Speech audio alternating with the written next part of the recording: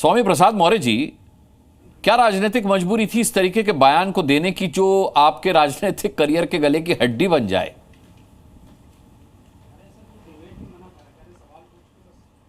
पहली बात तो आप किस बयान की चर्चा कर रहे हैं इसका तो आपने जो कांवड़ियों को लेकर के बयान दिया है, मैं उसकी चर्चा कर रहा हूं। मैं चाहूंगा वो बयान आप दोहरा दें एक बार। मेरा बयान अगर कांवड़ियों पर दिया गया सुनना चाहते हैं तो इस प्रकार था कि जिसका आराध्य इतना भोला भाला हो कि लोग उसको भोले बाबा बोलते हो, भोले शिव शंकर बोलते हो, तो उसका अनुयायी, उसका भक्त अपराध कर ही नहीं सकता, किसी के साथ मारपीट करने की घृणित व्यवहार नहीं कर सकता, किसी गाड़ी नहीं तोड़ सकता, कांवरियों को कांवरिये के रूप में सेना के जवान को पटक पटक के मार नहीं सकता है। स्वाभाविक रूप से कांवरियों के बेस में इस प्रकार का घृणित कार्य करने वाले भाजपा सरकार संरक्षित गुंडे माफिया अपराधी हैं जो कांवरियों के बेस में इस प्रकार का घृणित कार्य कर रहे हैं। क्योंकि जिसका आराध्य इतना भोला भाला हो वो कांवरिया कभी भी अपने आराध्य के विपरीत आचरण नहीं कर सकता।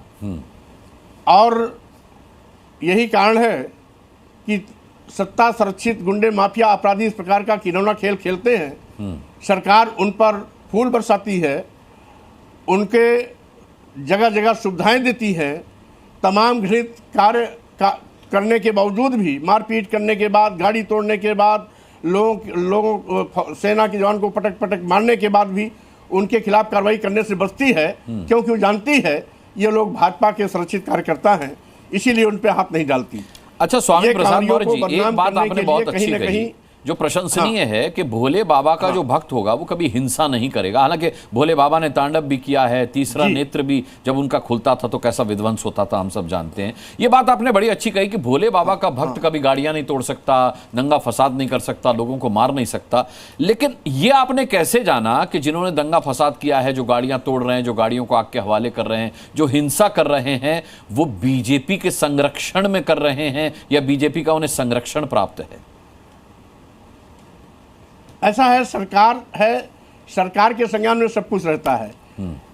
आज माननीय मुख्यमंत्री ने बयान दिया कि जो भी कांवरियों के बीच में घुस करके आपराधिक कृत्य कर रहे हैं उनका फोटो लगवाया जाएगा और ऐसे लोगों के खिलाफ कार्रवाई होगी। एक चीज, दोनों डिप्टी सीएम श्री मौर्य जी और श्री पाठक जी ने बयान दिया कि कांवरियों में कुछ समाजवादी पार्टी ने अपने गुंडे भेज दिए हैं जो इस प्रकार के तोड़ फोड़ का कार्य करते हैं। इससे स्पष्ट हो गया कि सरकार के संज्ञान में है कि इन कांवरियों के बेस में कुछ न कुछ गुंडे माफिया अपराधी हैं।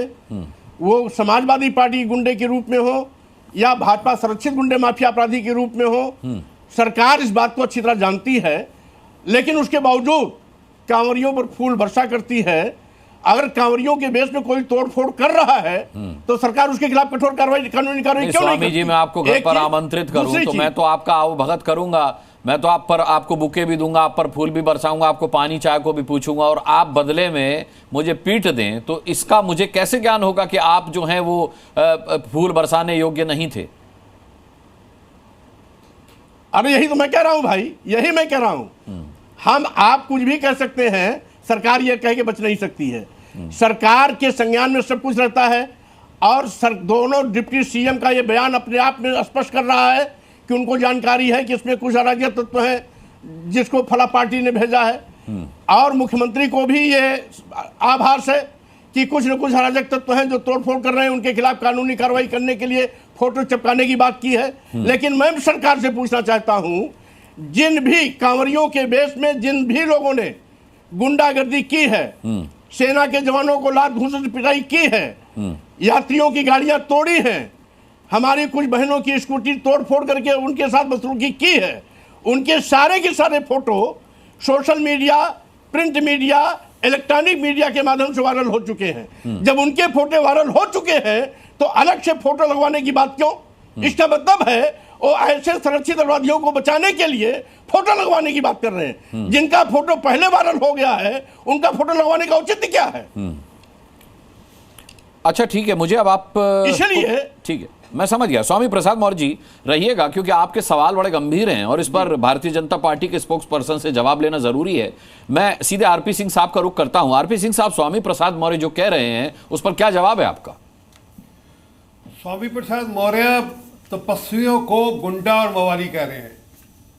मेरा मानना है कि जो कावड़ लेकर आते हैं, जो हरिद्वार से अमृत लेकर आते हैं, जो हरिद्वार से गंगा जल लेकर आते हैं, वे तपस्वी हैं।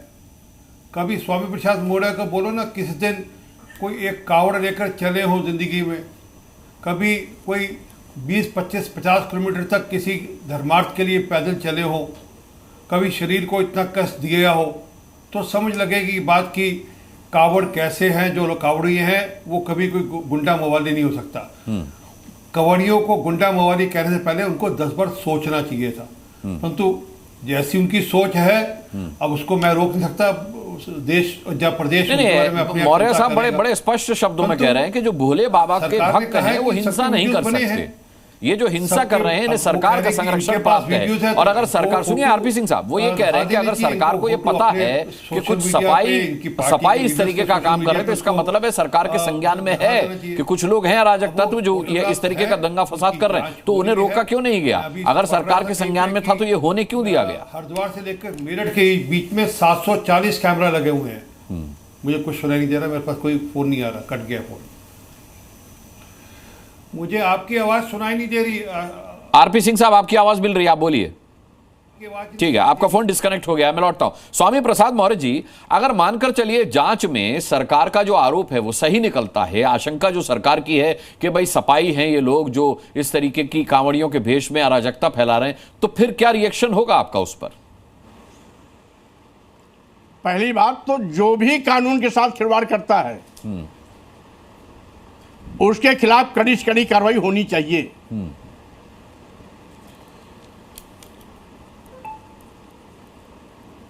नहीं, कड़ी से कड़ी कार्रवाई होनी चाहिए, लेकिन सवाल यह कि आपने 3 बातें कही। आपने पहली बात यह कही कि जिन्होंने उपद्रव किया है वो सरकार यानी भारतीय जनता पार्टी के संरक्षण प्राप्त गुंडे हैं। फिर दूसरी बात आपने ये कही कि अगर वो किसी और पार्टी के भी हैं तो इसका मतलब है कि सरकार को संज्ञान था, सरकार के संज्ञान में था कि किसी और पार्टी के लोग अराजकता फैला सकते हैं, तो ऐसा होने क्यों दिया गया? और तीसरी बात आपने कही कि भोले बाबा के जो भक्त हैं वो उपद्रव नहीं कर सकते। अब इन तीनों बातों में कोई मिलान नहीं है स्वामी प्रसाद मौर्य जी, तीनों अलग अलग बातें हैं ये। भाई पहली चीज तो सही माने में, अगर सही माने में वो श्रद्धालु है, किसी आराध्य के प्रति समर्पित भाव से वो सेवा कार्य में लगा है, तो हिंसक घटनाओं को अंजाम नहीं दे सकता। इसका मतलब है हिंसक घटनाओं को अंजाम देने वाले कुछ ऐसे अराजक तत्व हैं जो कांवरिया बनकर के कांवरियों को बदनामी कर रहे हैं, कह रही है, और धर्म के नाम पर पूरे प्रदेश और देश में भय और दहशत पैदा कर रहे हैं। अगर प्रदेश में भय और दहशत पैदा कर रहे हैं तो कानून व्यवस्था कायम करने की जिम्मेदारी किसकी है?